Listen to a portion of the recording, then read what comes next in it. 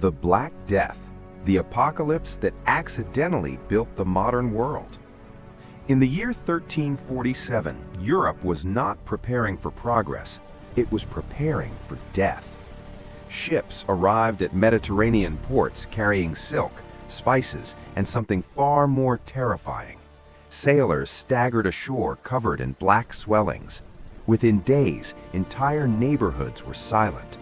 By the time people understood what was happening, it was already too late. This was the Black Death. For generations, historians told a familiar story. 1/3 of Europe died, society suffered, then slowly recovered. A tragic interruption, but nothing more. That story is wrong.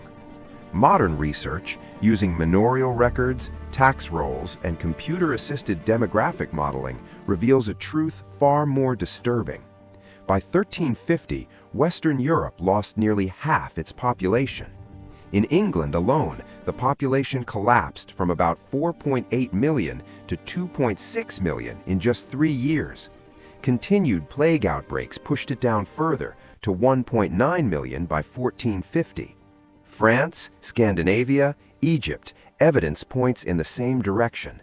This wasn't a temporary shock, it was a demographic earthquake that lasted for more than a century. And yet, the plague did something no invading army could ever achieve. It killed people, but left everything else intact. Land remained, roads stood empty, tools rusted unused, livestock multiplied, forests reclaimed abandoned farms, gold stayed in vaults, mills waited beside rivers.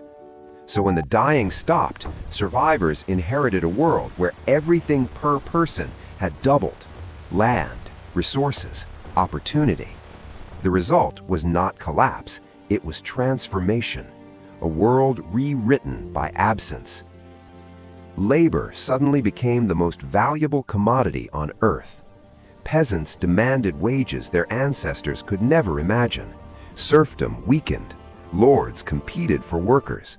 Real incomes rose sharply across Europe. People ate better, dressed better, lived longer if they avoided the next plague wave. Farming itself changed. Marginal grain lands were abandoned. Europe shifted from grain-heavy agriculture to pastoral farming, from corn to horn. Sheep, cattle, and horses replaced wheat. Productivity per worker increased, even if productivity per acre declined. Cities recovered faster than countryside, fueled by migration.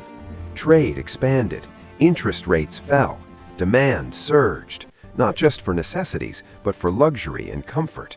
Spices, sugar, textiles, beer made with hops, salted fish, whale oil. Europe was still half empty, but it was suddenly hungry for the world. The rise of surplus men. But prosperity created a paradox. Some regions, rocky coasts, cold mountains, poor soils, could not absorb growing populations once plague losses stabilized. These places became what historians call crew regions. Scotland, Switzerland, Norway, Cornwall, Brittany, northern Spain, and Portugal. Their economies produced people, not jobs. And people had to go somewhere. These surplus men became sailors, soldiers, mercenaries, men willing to risk death because they had already lived through the end of the world. Swiss pikemen fought across Europe. Portuguese sailors ventured farther than anyone before them. Basque crews hunted whales deep into the Atlantic. Europe had unintentionally created a workforce trained for danger. Technology joins the equation.